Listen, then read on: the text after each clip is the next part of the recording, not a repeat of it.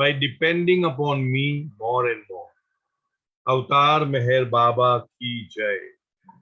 Thank you to beloved Baba and Jai Baba to all of you. Today is the day of Sabbath. So people are resting. Anyway, we are reading this book. I think it's the last chapter now. More Conversations with the Awakener. And we are on page number 89. And the title of the chapter is The Gifts. May I ask you something? I inquired shyly. Your gracious eyes rested on me and you smiled. Have I ever visited you without your asking me something? When are you going to be done with all these questions? Only when I begin to listen to you continually in my heart, I said, beaming triumphantly. You raised your eyebrows. A clever reply. I do not wish to be clever, I rejoined. Please don't make me clever. I would rather be an ordinary person who can open his heart to you without hesitation on any subject, great or small, anytime. So, you have something serious in mind today. All right, then, what is it? And abruptly, you took off your look of amusement became one of concern. Is something troubling you? Actually, yes, I confessed. Not always, but often enough. Your use of the word clever reminded me of it just now. There are times when I can't help but worry about the gifts you have bestowed upon me. I know that I shouldn't, but sometimes I can't help myself. I don't understand, you said, with apparent innocence, yet with a twinkle in your eye. Don't you like my gifts? It isn't that. I'm more than happy with the gifts you have given me. But sometimes I'm apprehensive. Perhaps I feel unworthy of your gifts or that I may lose them. This explanation felt lame to me and I broke off. Yeah. The title is chapter The Gifts. I'm just trying to highlight, I'll read the whole thing again, never mind. May I ask you something? I inquired shyly. Your gracious eyes rested upon me and you smiled. Have I ever visited you without your asking me something? When are you going to be done with all these questions? From day one, day one of our apparent separation from the whole, we have been seeking and seeking and asking questions is one of the areas where we feel incomplete. The moment we are complete, the moment we are one with the Lord, one with the whole, one with the ocean, there is no question of any questions. Until that time, I am sure all of us will always have something to ask. So Baba says, ask, when are you going to be done with all these questions? And the clever reply that he gives, only when I begin to listen to you continually in my heart. That means when we have continuous, perennial companionship of the beloved in our hearts, constant, wholehearted companionship and remembrance, then there is no question of any question. I said, beaming triumphantly. You raised your eyebrow, a clever reply. And this word clever, now it is taken, Baba takes it up from there. I do not wish to be clever, I rejoined. Rejoined would mean I replied, responded. Please don't make me clever. I would rather be an ordinary person who can open his heart to you without hesitation on any subject, great or small, anytime. I would interpret this as Baba is always willing to listen to our questions, silly or simple or complicated or very prophetic or very, what should I say, philosophical. At any time, he's always ready to listen to our questions. So then immediately Baba interprets when he said that I want to be a simple man who without any hesitation can ask you anything anytime. So Baba says, so you have something serious in mind today? All right, then what is it? And abruptly, your look of amusement became one of concern. Is something troubling you? Is something troubling you? Actually, yes, I confessed. Not always, but often, often enough. Your use of that word clever reminded me of it just now. Bal Natu ji is saying. There are times when I can't help but worry about the gifts you have bestowed upon me. We have been bestowed by Baba everything that we have now. Forget about the material thing, materialistic thing, even our health, our name, our fame, our wealth, our aptitude, our everything is nothing but a gift which has been bestowed upon us by Baba. Yeah, his love, everything is great, and to love him. There are times when I can't help but worry about gifts you have bestowed upon me. I know that I shouldn't. I know I shouldn't worry, but sometimes I can't help myself. I don't understand, you said with apparent innocence, yet with a twinkle in your eyes. Don't you like my gifts? When the author says something about the gifts, he is asking, don't you like my gifts? It isn't that. I am more than happy with the gifts that you have given, but sometimes I am apprehensive. Perhaps I feel unworthy of your gifts, or that I may lose them. We always feel, many of us, that we are unworthy of the love and the grace and the gifts that God has bestowed upon us. This explanation felt lame to me and I broke off. So this is where, yeah, you look. You looked penetratingly at me and asked quietly, am I not free to withdraw that which I have freely conferred? The very beautiful sentence, am I not free to withdraw what I have freely conferred?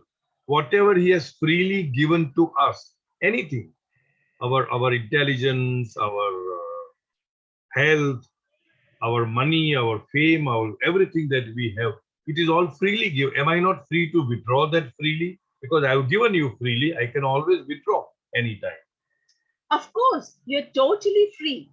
But what really frightens me the most is that if I lost any of your gifts, I might also lose my gratitude for having received them. And by gifts, I mean gifts of all kinds, a healthy body, talent, a special ability. You stop me with a gesture of caution. To cling with a sense of attachment to my gifts would be to confine oneself within that which is meant to give free expression to life. It is to prevent this kind of limitation and rigidity that sometimes I withdraw the gifts I have bestowed. I do this in order to renew them. So it is for you to freely and happily use what I give you, and for me to give and take freely as I choose. By trying to retain and possess these gifts as your own, fearing their loss, you obstruct the flow of my grace within you. Even during Baba's time, physical ministry, there were a few of the Baba's Mandali who had some special gifts, like, clairvoyance, clairaudience, being able to read thoughts and stuff like that.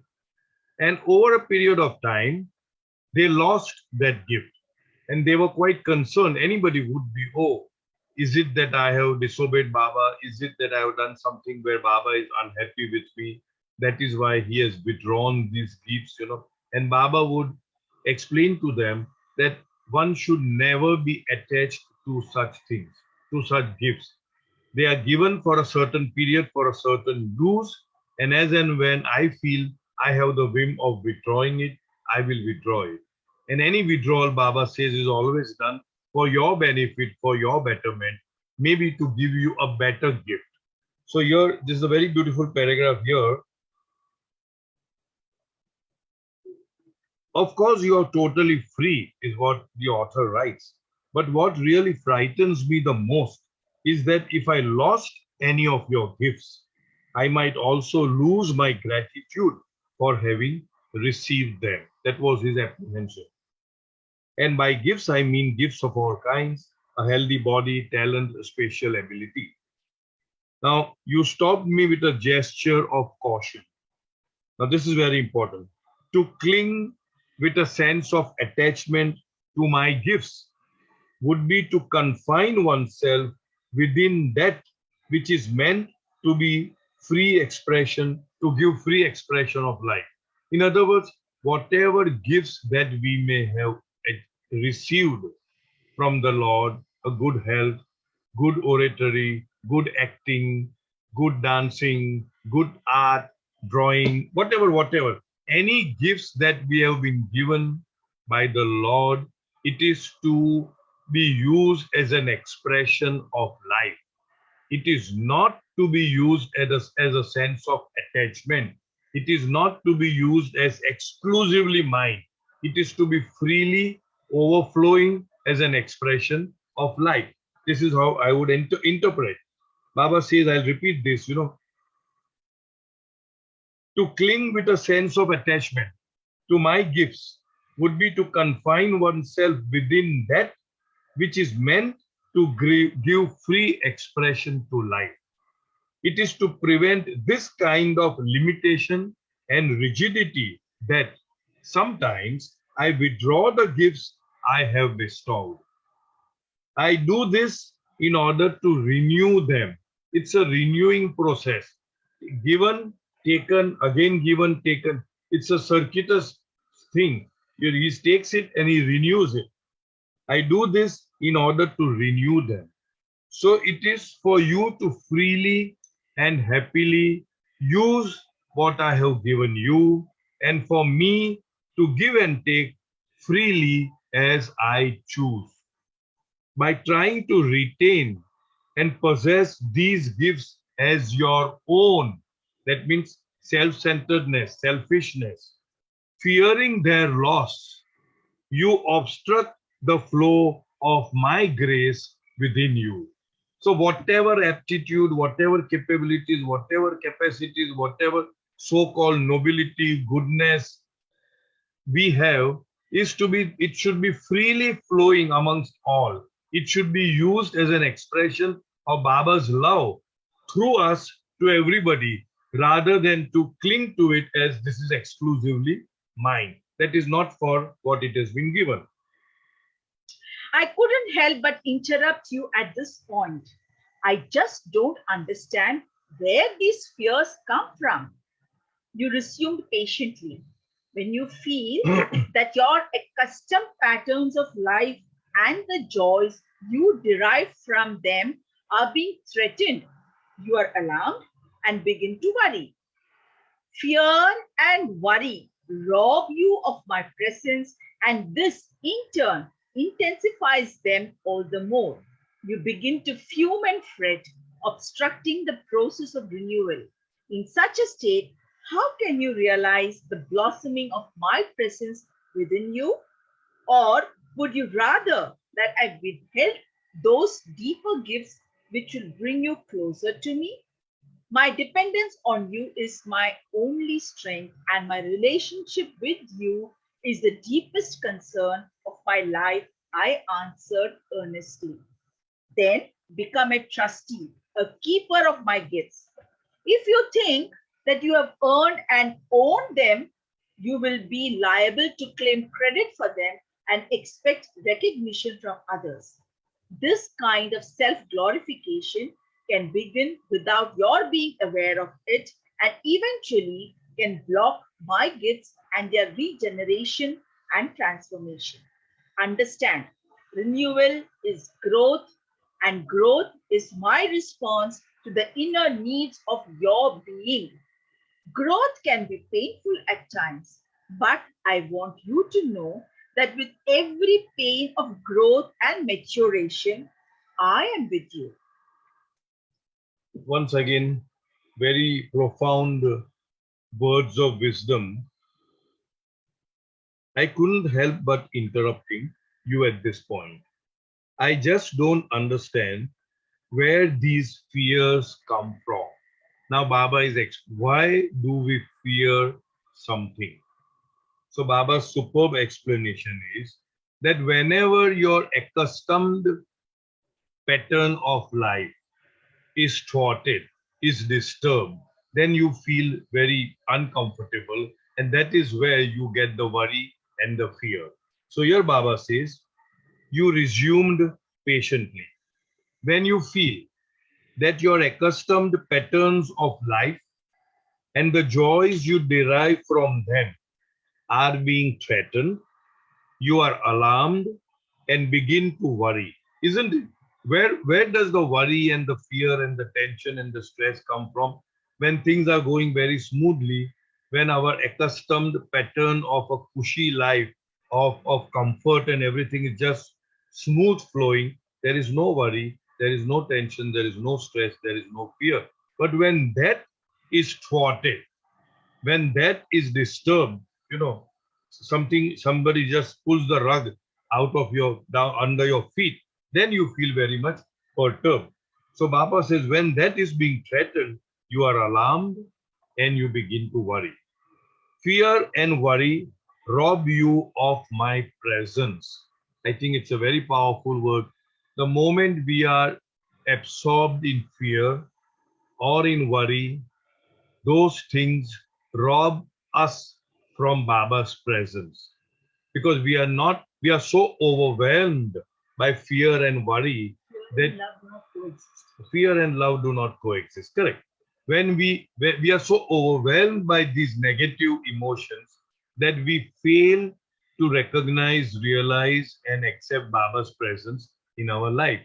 So Baba says, fear and worry rob you of my presence. And this in turn intensifies them all the more. Intensifies what? The fear and the worry. Because all our dhyan, all our focus, all our energy is negatively employed in fears and worry.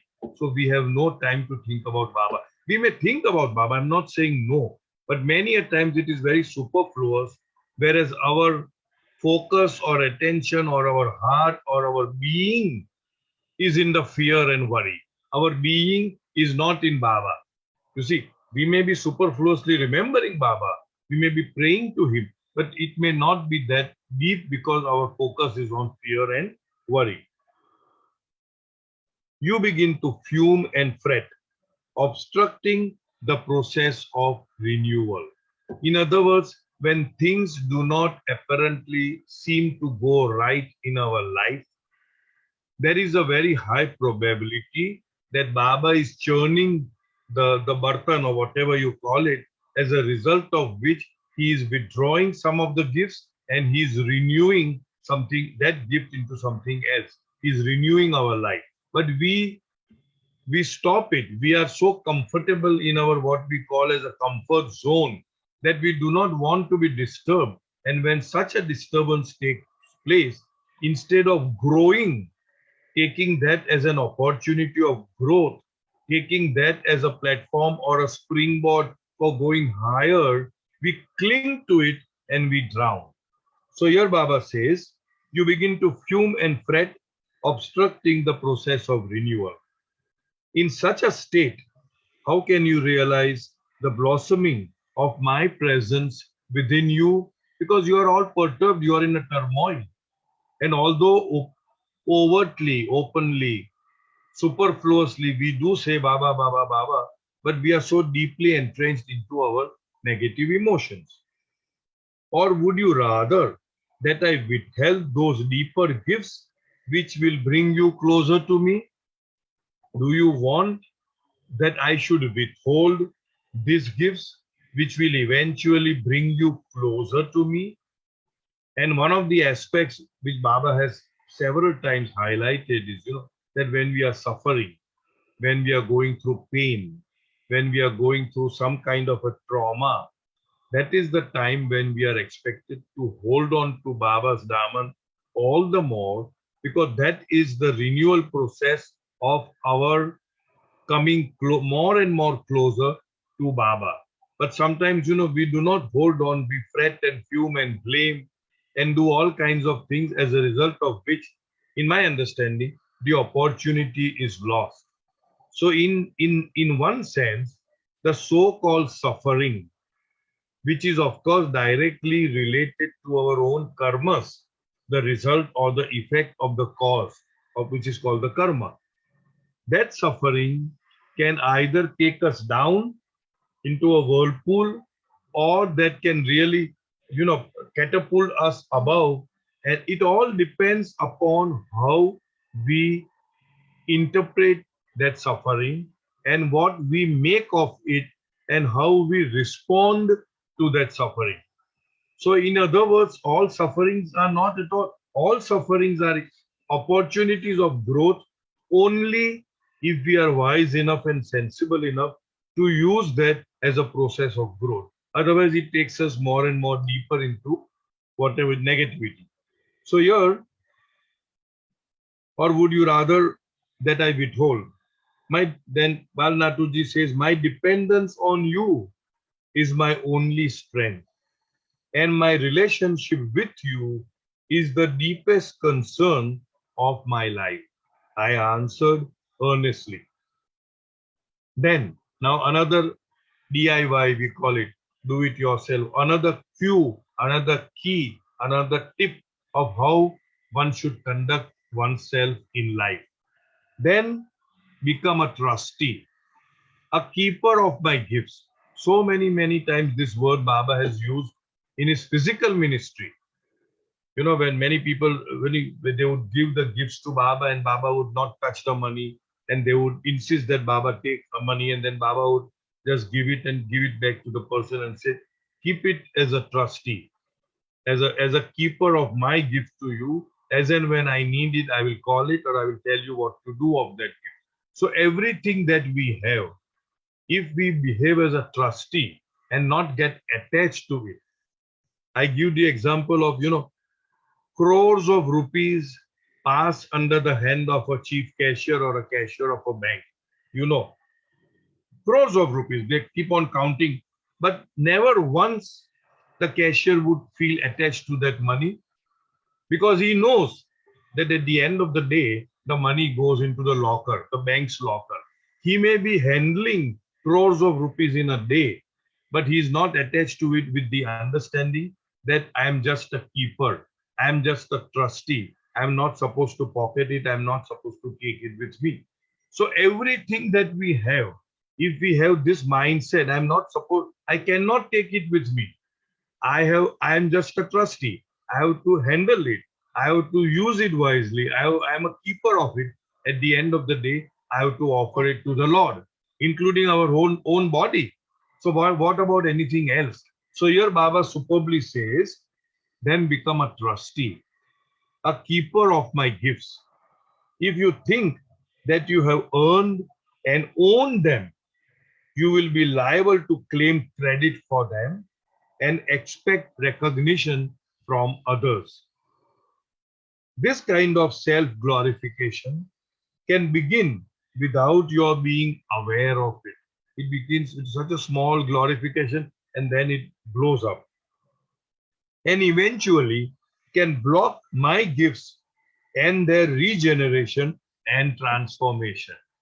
If it is a free-flowing gift, given and taken away, given and taken away, or given and kept, and we use it as a trustee, then that automatically it regenerates, it transforms. But the moment I catch that gift and say, it is mine, it is exclusively mine, and nobody else has a share in it, I am self-glorifying myself in it. Baba says, in that case, you are stopping the further flow of my grace. Understand, renewal is growth, and growth is my response to the inner needs of your being. That means any kind of growing is painful. But if the inner need of my being is growth, then Baba's grace will flow and we will grow, provided we respond to that suffering or hardship or pain in the growth in a positive manner. I'll repeat this. Understand, renewal is growth, and growth is my response to the inner needs of your being. Growth can be painful at times. We always know that sometimes any kind of growth is painful. But I want you to know that with every pain of growth and maturation, I am with you. There are two types of suffering, as we say. One suffering because of our past, we are suffering. There's another suffering is when we are growing. When we are growing means we are fighting against our lower self. We are stopping ourselves from doing what we are habituated to doing, chasing desires, our longings and cravings and all that. That also is a suffering. But that suffering leads us to growth. Whereas the other suffering is a response or an effect of our past karma that also leads us to growth, provided we respond to that in a spiritually matured manner. A glow of compassion lit your face, and it seemed that a soft divine radiance encompassed your entire form. I am truly grateful to you for everything I said. But in spite of that, the pain of renewal frightens me. Something within me always holds back, clinging to the way things have been. Forgive me, but the idea of drastic change has always scared me. We are so cocoon, in a sense, cocoon in our own comfort zone all the time, that when Baba approaches us for growth, for change, we are unwilling to give up our set pattern of living. You know why? Because then it shakes up everything, it disturbs everything. And when I say set pattern, I mean chasing of our desires, longing for our desires, that way. So when Baba approaches us, we would say, no, I'm comfortable, let me be. So here, that's what Bal Natu ji says, that what you say is quite true, but I am very afraid of any drastic change that you want to bring about in me. Your look of intimate concern returned. Why should anyone resist a transformation when it is the natural outcome of an ongoing process of growth?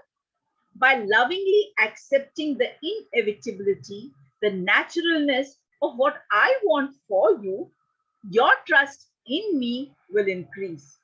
Accept the passing painful moments, and you will be amazed by the healing energy that is released within you.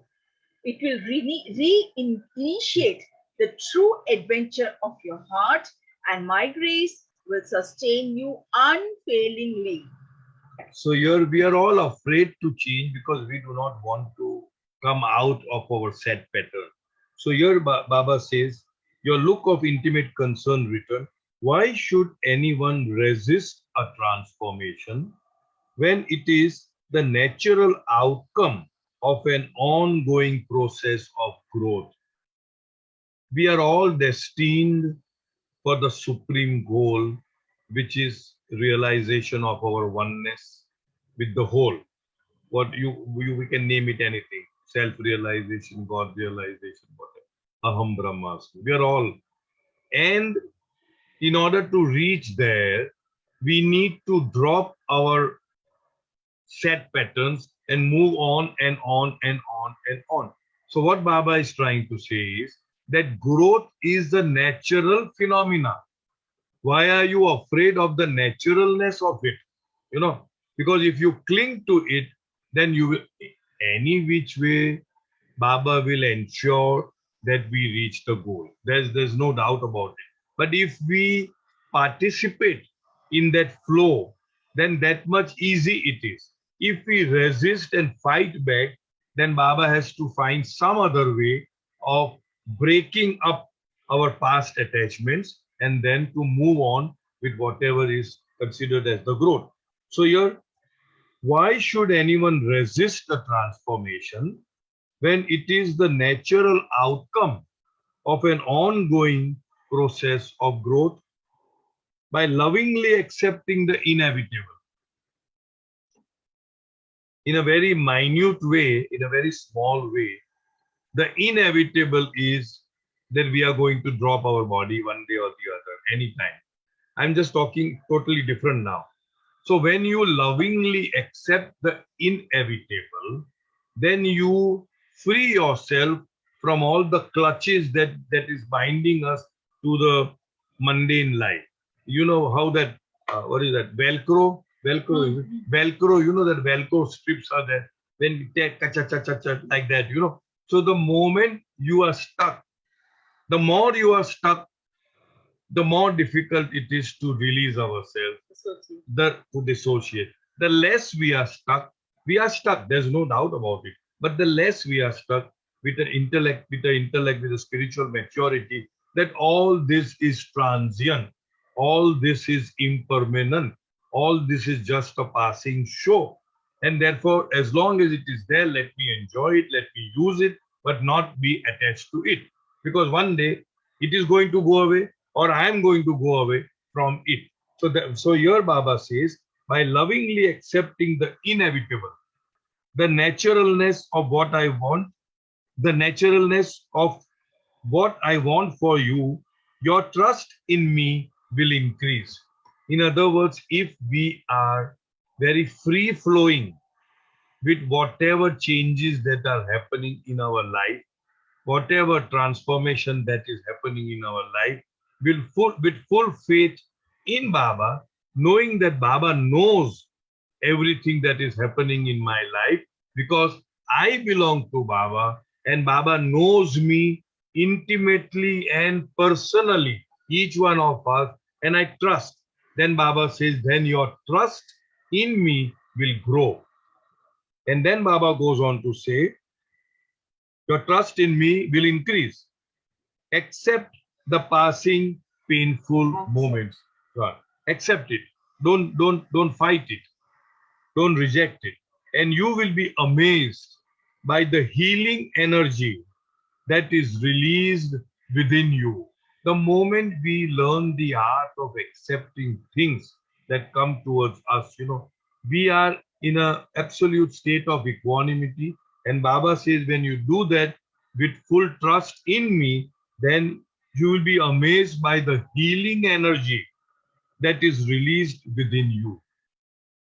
It will reinitiate the true adventure of your heart, the adventure of depending upon Baba, the adventure of being led by the heart, by being led by the intuition, by the inner voice, by being led by Baba himself.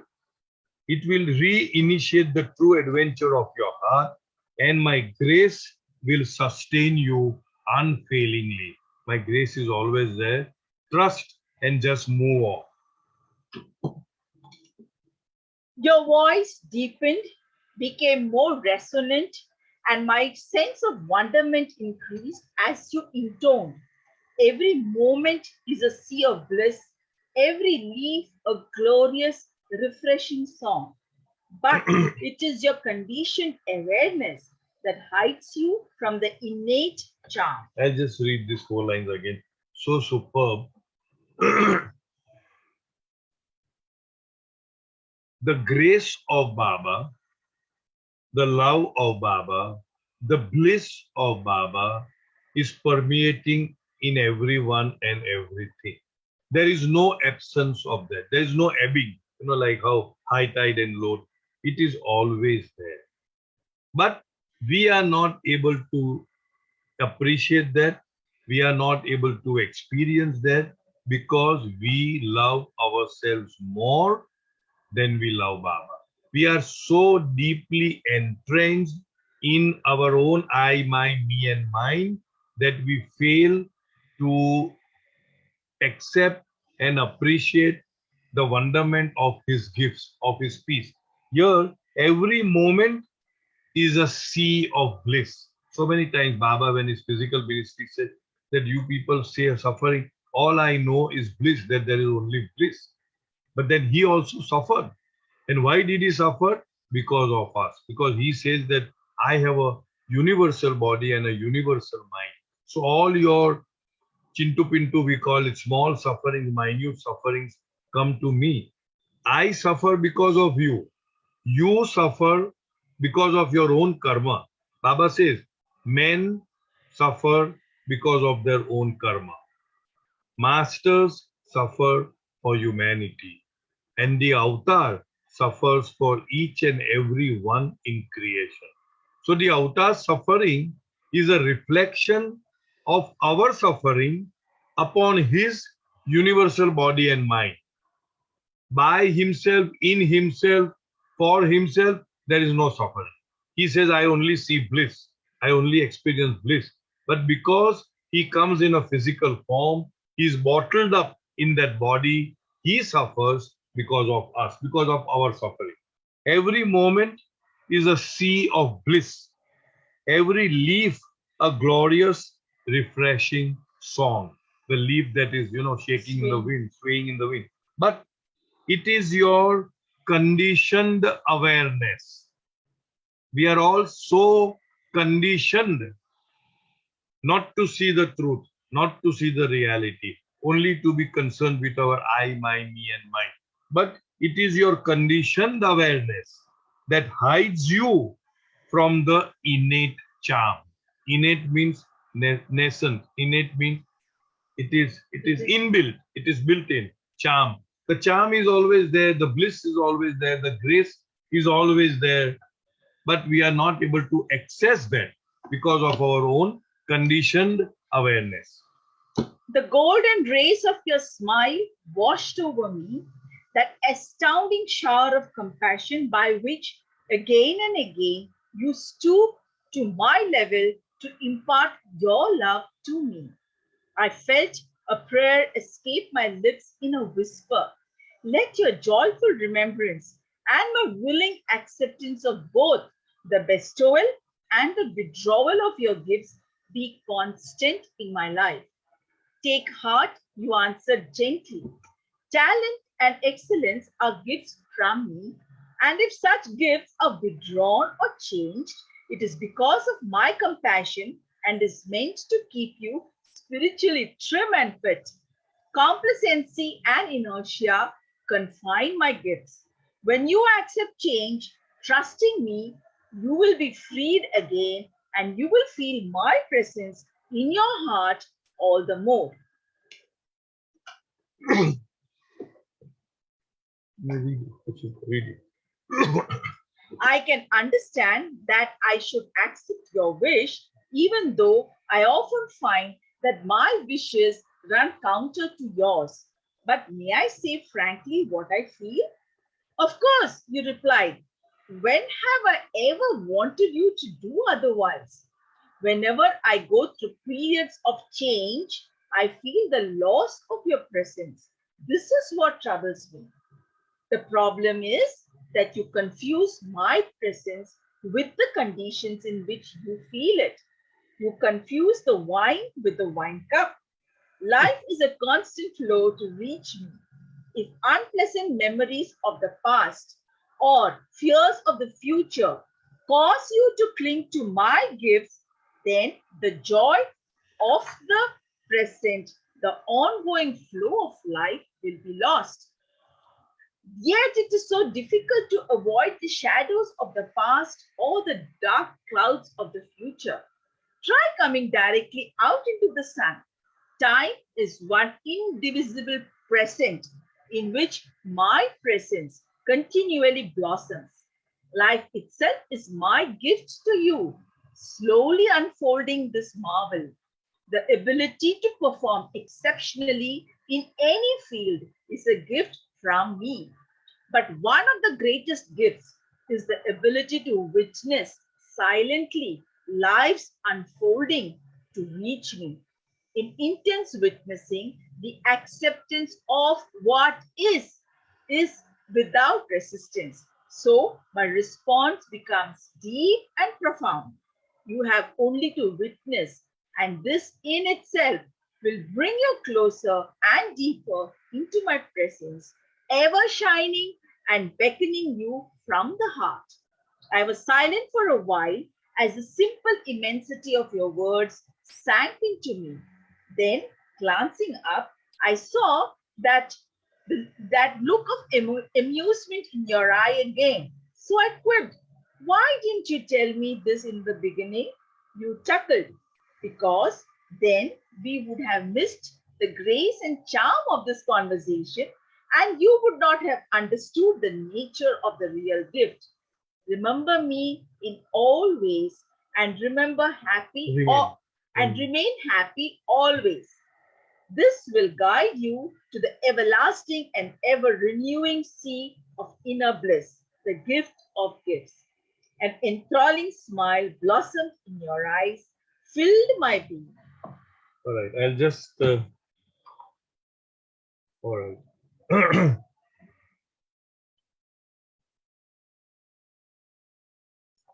So we did the four-liner. The golden rays of your smile washed over me, that astounding shower of compassion, by which again and again you stoop to my level to impart your love to me. There's a nice prayer which says, having no need to come, you came for me. You were free for all times, but you got yourself bound because of me. So that is the role of the avatar.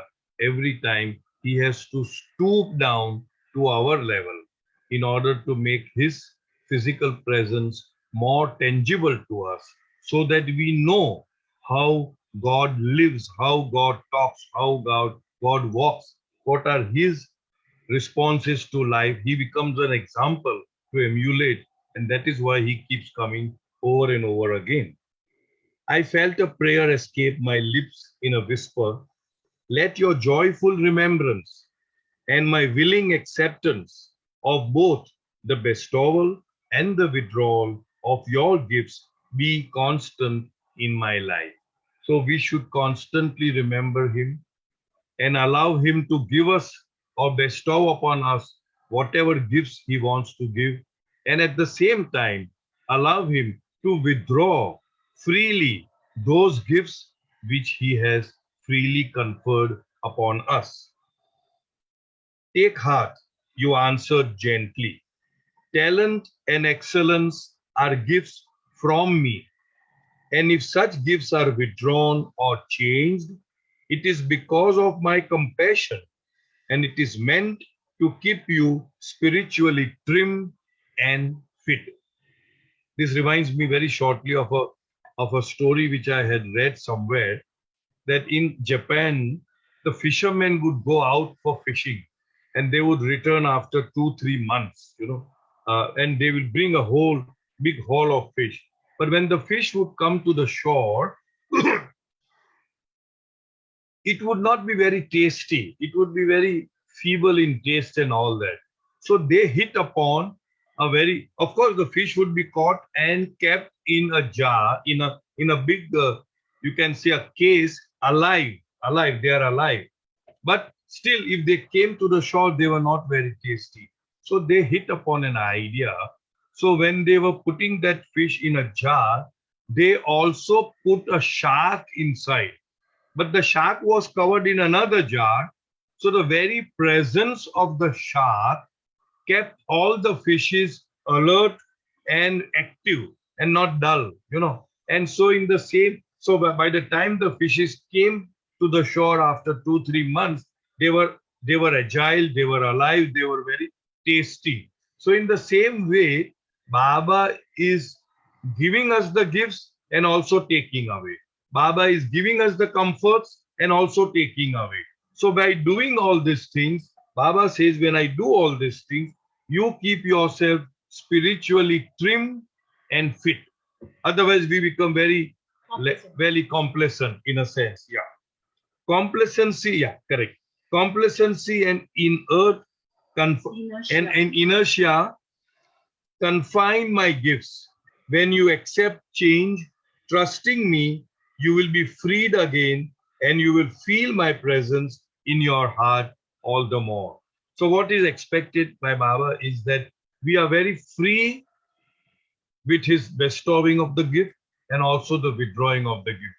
That will keep us spiritually trim and fit rather than to take the gifts and cover it up like this is mine.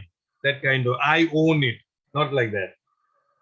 I can understand that I should accept your wish, even though I often find that my wishes run counter to yours. It's always the case that our wishes, our desires are running counter to what Baba's wish for us or desire for us is.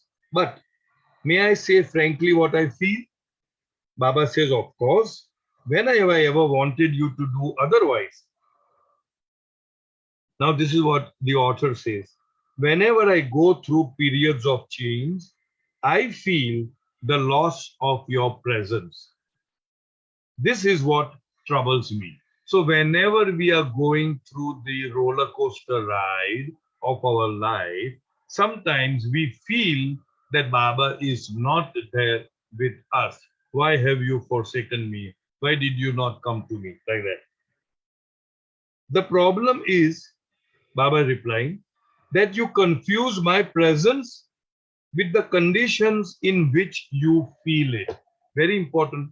You confuse my presence with the conditions in which you feel it. That means you feel my presence in conditions where you are comfortable. The moment the situation changes, the comfort zone changes, the transformation is taking place, you feel the loss of my presence. That is because you have cultivated this mindset. Baba uses the word conditioning. Conditioning that my presence you can only feel when you are in your comfort zone. So that means it is not that his presence is not there, but because we have conditioned our mind in such a way that we fail to recognize his presence when there is a turmoil going on in our life. I'll repeat. You confuse, sorry. The problem is that you confuse my presence with the conditions in which you feel it. You confuse the wine with the wine cup. The wine is always there. If the wine is transferred into some other cup, you are so attached to the cup that you will feel that there is no wine in the other cup. We are so attached to one set of conditions, and therefore, if the conditions change, we feel that Baba's presence is not there. You confuse the wine with the wine cup. Life is a constant flow to reach me. We've done that over and over again, that there is no creature that is not destined for the supreme goal, as there is no river that is not winding its way to the sea. It's a constant perennial flow to reach him. Life is a constant flow to reach me. If unpleasant memories of the past or fears of the future cause you to cling to my gifts, then the joy of your present, the ongoing flow of life will be lost. In other words, what Baba is trying to convey is that we need to live in the present and we need to associate Baba's presence with the present, with what is, rather than confining Baba's presence to the past or to the future. Yet it is so difficult to avoid the shadows of the past or the dark clouds of the future. We all are conditioned either to remain in the past or in the future. Rarely one would remain in the present at all times. Once in a way we do, but then again we are either in the past or in the future. Try coming directly out into the sun. Time is one indivisible present. Time is one, inverted comma, indivisible present. That means time cannot be divided into past, present, and future. In truth, in reality, time is the only eternal now which encompasses all of the past and all of the future. There is only the now. There is only the present moment. Time is one indivisible, cannot be divided, indivisible present in which my presence continually blossoms. If we are cultivating an art of always remaining in the present moment, accepting what is and not be driven by the past or be concerned about the future, then we will be able to recognize and feel Baba's blossoming of his presence. My presence continually blossoms. Life itself is my gift to you, slowly unfolding this marvel. What marvel? That there is only one moment, and that is the eternal now. And in that eternal now, you feel Baba's presence. The ability to perform exceptionally in any field is a gift from me. But one of the greatest gifts is the ability to witness silently lives unfolding to reach me. That means if in our awareness we silently recognize and understand each unfoldment that is happening within us, that is taking us closer and closer to the goal, to the oneness, to the unity, then Baba says, then that is the greatest gift. The greatest gift, I'll read it again.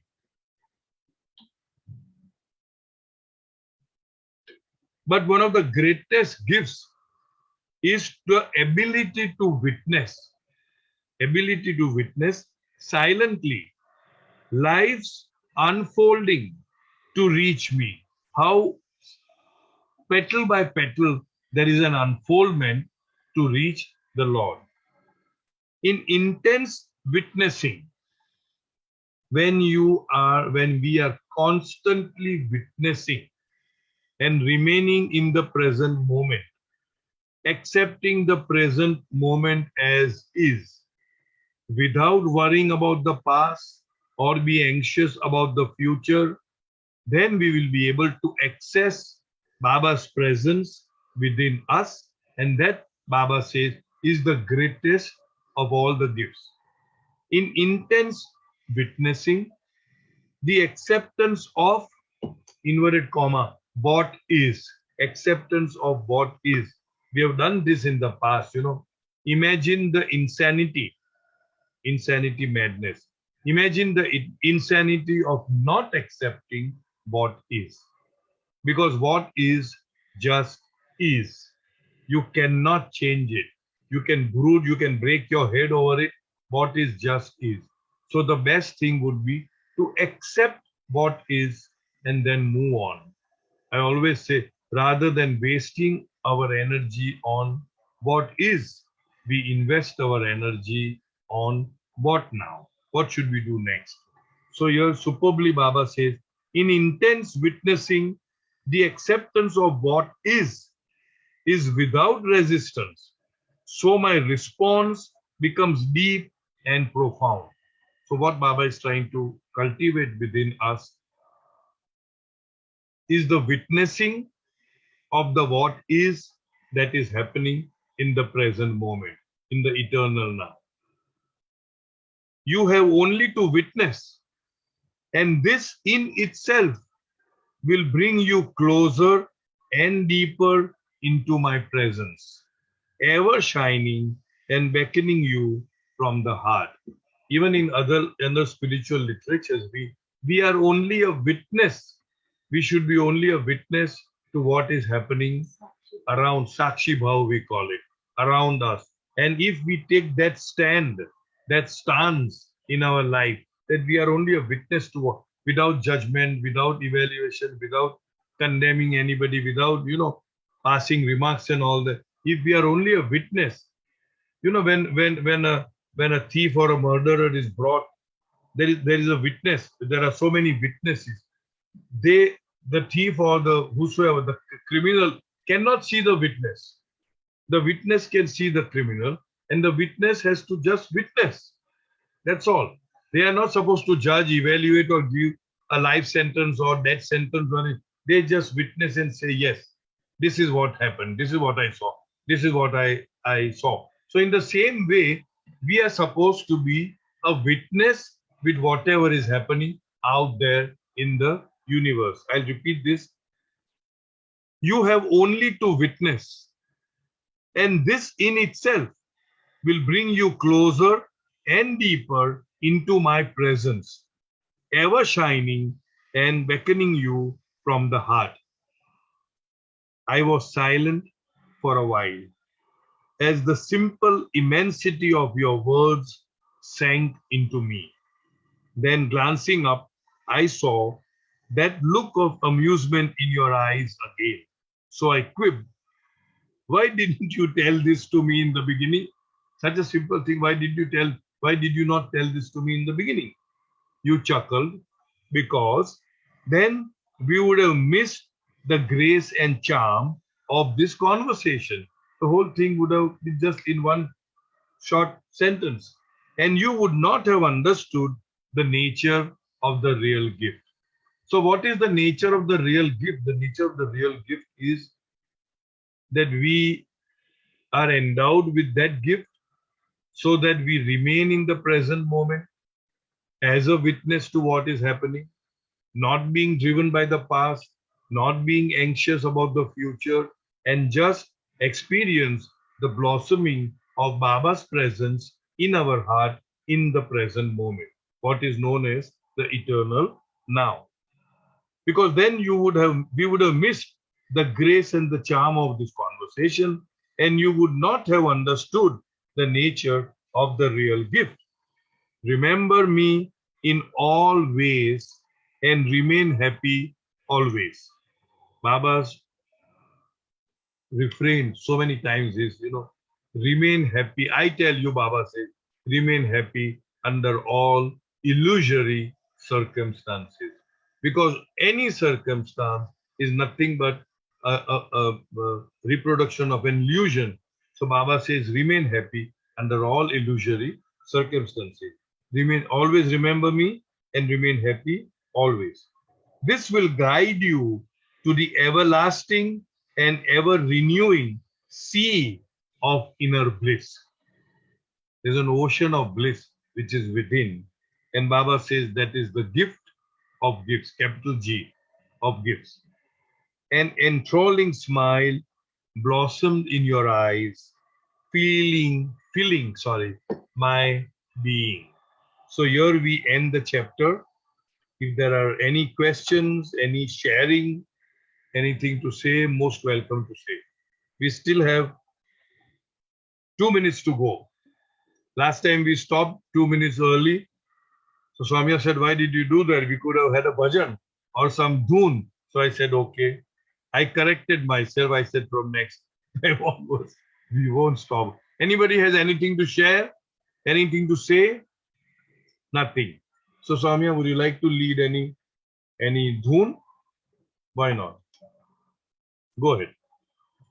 Meher Baba, Meher Baba, Meher Baba, Meher Baba, Meher Baba, Meher Baba, Meher Baba, Meher Baba, Meher Baba, Meher Baba, Meher Baba, Meher Baba, Meher Baba, Meher Baba, Meher Baba, Meher Meher Baba, Meher Baba, Meher Baba, Meher Baba, Meher Baba, Meher Baba, Meher Baba, Meher Baba, Meher Baba, Meher Baba, Meher Baba, Meher Baba, Meher Baba, Meher Baba, Meher Baba, Meher Baba, Meher Baba, Meher Baba, Meher Baba, Meher Baba, Meher Baba, Meher Baba, Meher Baba, Meher Baba, Meher Baba, Meher Baba, Avtar Meher Baba. Jai Baba to all of you. Thank you, beloved Baba. See you on Jai Tuesday. Baba. Jai Thank you. Jai Baba. Meher Baba ki jai. Lucky Jai. Jai Baba. Jai. Jai Baba. Thank you. Thank you. Jai Baba.